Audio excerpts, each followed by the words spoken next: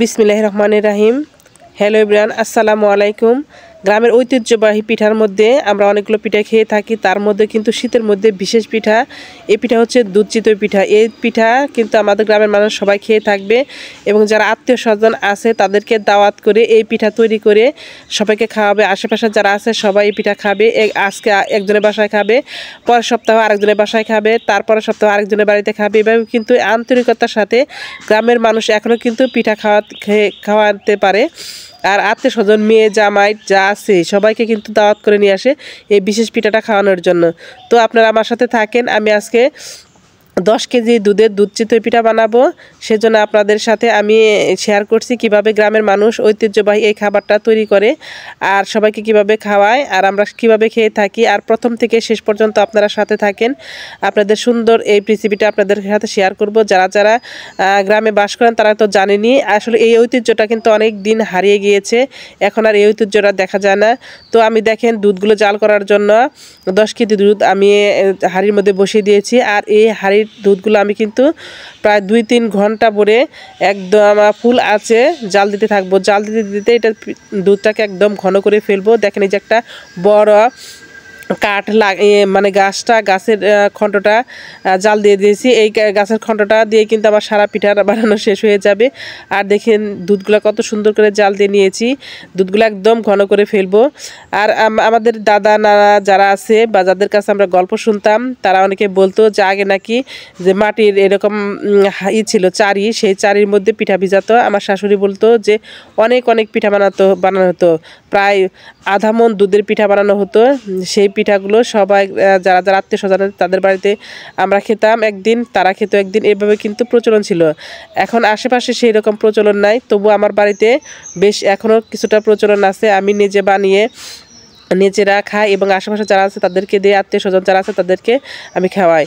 তো আজকে দেখেন আমি কিভাবে পিঠাটা তৈরি করছি। প্রথমে আমি এই ভেজা চাউলের গুঁড়াটা নিয়েছি, তার মধ্যে লবণ নিয়েছি আর একদম যে ঠান্ডা পানি, একদম নর্মাল যে টিউবওয়েলের পানি, সেটা দিয়ে কিন্তু আগে ডোটা মাখিয়ে নিলাম। এটা কিন্তু পিঠা বানানোর গোপন টিপস।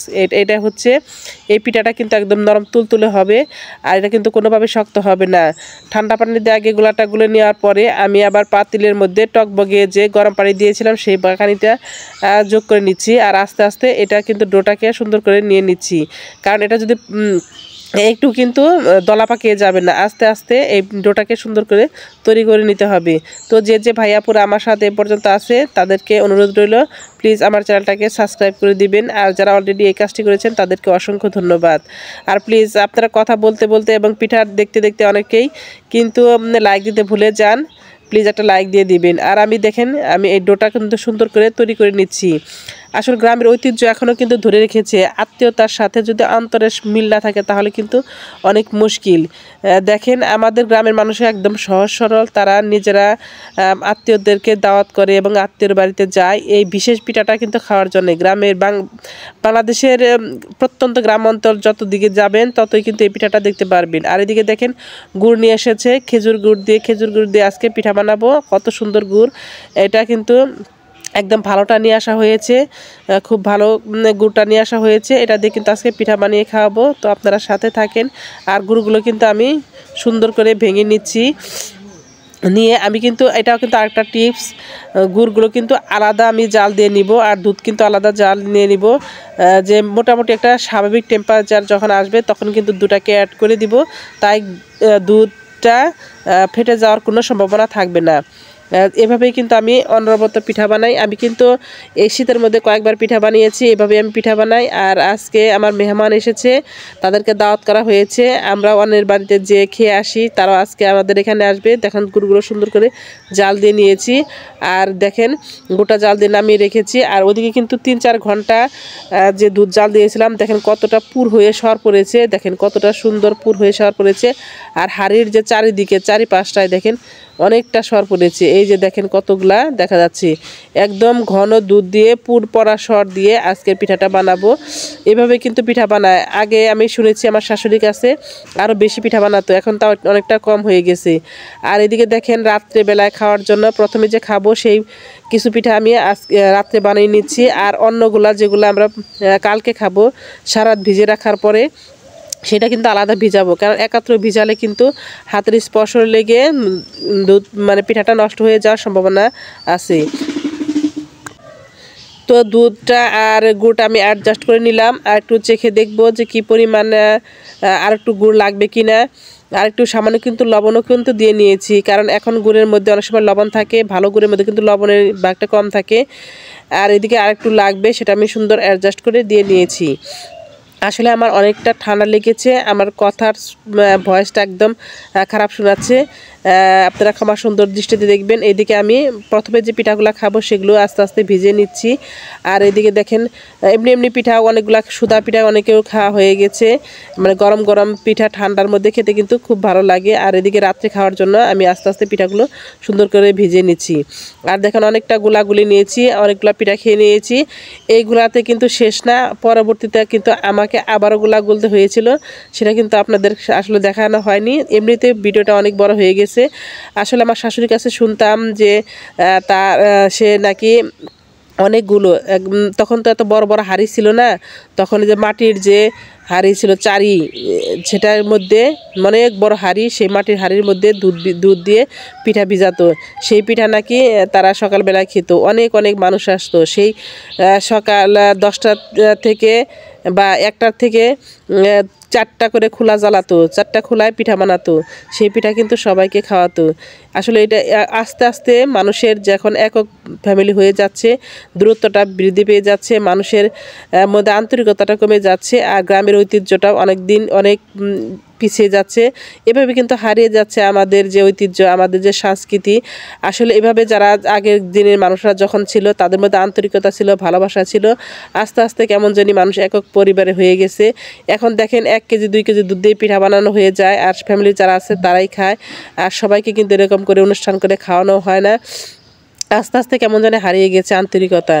তো আমরা সবাই চাই গ্রামের মানুষের মতো সবাই যারা যারা শহরে থাকে তারাও কিন্তু চায় বছরে একবার করে আসলেও আসবেন, আপনাদের যে গ্রামের ঐতিহ্যবাহী এই পিঠাটা আপনারা খেয়ে দেখবেন, আন্তরিকতাও বাড়বে, ভালো লাগবে। আর এদিকে থেকে রাতে ভিজানোর জন্য পিঠা আমার বানানো শেষ হয়ে গেছে। এখন যে সকালবেলা যে পিঠাগুলা খাবো সেই পিঠাগুলা ভেজানোর জন্য আমি এই যে গুড় আর দুধ অ্যাড করে নিয়েছি। আর এভাবে কিন্তু একটু টেম্পারেচার কমানোর পরে, দুধ জাল দেওয়ার পরে কিছুক্ষণ পরে আপনারা যদি এই গুড়টা আবার জাল দিয়ে তারপরে মেশান, তাহলে কিন্তু কোনো অবস্থায় যত খারাপ গুড়ি থাকুক না কেন, যত ভেজাল গুড়ি থাকুক না কেন, কোনো অবস্থায় দুধটা কিন্তু ফেটে যাবে না। আর এদিকে দেখেন আমি রাত্রের জন্য পিঠা বানানো শেষ করে সকালে যে খাবারগুলো খাবো সেই পিঠাগুলো কিন্তু আস্তে আস্তে ভিজিয়ে দিচ্ছি। আর এদিকে কিন্তু আমরা পিঠাগুলো খেয়ে কিন্তু পেট ভরে গেছে। আর দেখেন কত সুন্দর সুন্দর পিঠা হচ্ছে, একদম হাজার হাজার ফুটি কাটিয়েছে। আর আমি কিন্তু এই যেরকম মাটির হাঁড়িটাকে ওই পানির মধ্যে ডুবিয়ে রেখেছি, আর হালকা করে উপর দিয়ে পানি ছিটিয়ে দিচ্ছি। পিঠাটা কিন্তু একদম সুন্দর করে তুলতুলে হয়েছে, আর সেদ্ধটাও সুন্দর হয়েছে।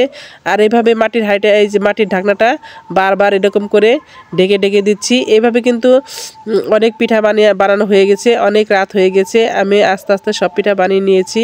তো ভাইয়াপুরা এই যে পর্যন্ত আমার সাথে ছিলেন তাদেরকে অসংখ্য ধন্যবাদ, তাদেরকে শীতের এই ঐতিহ্যবাহী পিঠা খাওয়ার আমন্ত্রণ রইল। আর পিঠা বানিয়ে আমি ঘরে নিয়ে গেছি, এই যে দেখেন অনেকগুলো পিঠা হয়েছে, আর এদিকে কিন্তু নিচে অনেকগুলো দুধ জমে আছে। আর এইভাবে কিন্তু পিঠা বানিয়ে সারা রাত রেখে দেব, একদম রসে টইটুম্বুর হয়ে সবগুলো পিঠা একদম পারফেক্ট হয়ে যাবে। এইভাবে পিঠা বানিয়ে খেলে আপনি মনে করবেন যে আপনি রসগোল্লা খাচ্ছেন আপনাকে।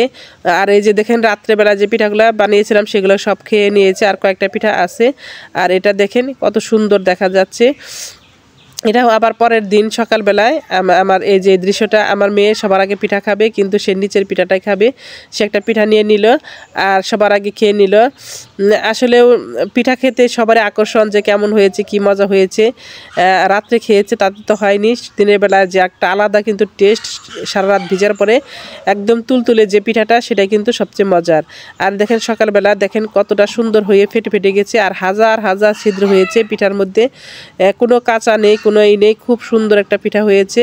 আমি সবাইকে, সব যারা যারা আসছে, আত্মীয় স্বজন আসছে, যে যেভাবে বসেছে সবাইকে কিন্তু সেভাবে বসিয়ে সবাইকে খাওয়াচ্ছি। আর সবগুলো কিন্তু ক্যামেরাবন্দি করা সম্ভব হয়নি, আগে প্রথমে উপর থেকে একটা একটা করে পিঠা দিয়ে দিয়েছি, তারপর নিচে থেকে পিঠাগুলা আস্তে আস্তে দিয়ে দিব। আর সাথে যে দুধ নিচে থেকে অনেকগুলো দুধ বের হবে, আর এই দুধ একসাথে করে দিলে কিন্তু পিঠার টেস্টটা বেশি হবে। তো ভাইয়া পুরা আপনার এভাবেই পিঠা বানিয়ে খেয়ে দেখবেন, আপনাদের কিন্তু ভালো লাগবে। গ্রামের ঐতিহ্যবাহী পিঠা খেতে আমারও কিন্তু খুব ভালো লাগে, একটু কষ্ট হলেও কিন্তু অনেক পিঠা বানানো হয়েছে। আমি এই পিঠা বানাতে আমার খুব পছন্দ হয়, কারণ আমার শ্বশুর শাশুড়ি যারা আছে ফ্যামিলির সবাই, তারা কিন্তু পিঠা খেতে খুবই পছন্দ করে। সেই জন্য তাদেরকে পিঠা বানিয়ে খাওয়াতেও আমার খুব ভালো লাগে। যে যার মতো বসেছে, টেবিলে বসেছে, কেউ খাটে বসেছে, কেউ মেঝেতে বসেছে, যে যেরকম পারে সবাই খেয়ে নিয়েছে। এটা খেয়ে আমার শ্বশুর খেয়ে নিয়েছে, আমার ভাসুর, আমার হাজব্যান্ড সবাই কিন্তু খেয়ে নিয়েছে। আমার শাশুড়ি বৃদ্ধ মানুষ, সে টেবিলে বসতে পারে না, সে কিন্তু যে মেঝেতে বসে খেয়ে নিয়েছে। কত সুন্দর কালার হয়েছে, কত সুন্দর পারফেক্ট হয়েছে পিঠাগুলো, দেখেন কত দেখতেই কিন্তু অন্যরকম লাগছে। আর একদম তুলতুলে রসগোল্লার যেরকম সেরকম সুন্দর হয়েছে। আর এটা আমার জন্য পিঠাটা বেড়ে নিলাম, দেখেন কত সুন্দর, অনেকগুলো ছিদ্র হয়েছে, হাজার হাজার ছিদ্র, আর ফাঁপানো সুন্দর উপর দিকে, মনে হয় যে একদম সমান সমান হয়েছে। আর কত সুন্দর কালারও হয়েছে, দেখে কিন্তু খেতে ইচ্ছে করে। আপনারা এভাবে বানিয়ে খেয়ে দেখবেন, আপনাদের কিন্তু বেশ ভালো লাগবে। তো আমি এই পিঠাটা খেয়ে নিচ্ছি। তো আপনারা সাথে থাকেন, আপনারা এই পর্যন্ত ছিলেন, আপনাদের পিঠা খাওয়ার আমন্ত্রণ রইল। আসলে একটু খেয়ে নিলাম। যাই হোক, খাওয়াটা কিন্তু আনন্দ হচ্ছে, হাত দিয়ে খাওয়া, আমি হাত দিয়ে সুন্দর করে খেয়ে নিচ্ছি। তো সবাই আরও নতুন নতুন ভিডিও দেখবেন আশা করে আমি আমার আজকের ব্লগটি এখানে শেষ করছি। সবাইকে পিঠা খাওয়ার দাওয়াত জানিয়ে সবাই ভালো থাকবেন। আল্লাহ হাফেজ, আসসালামু আলাইকুম।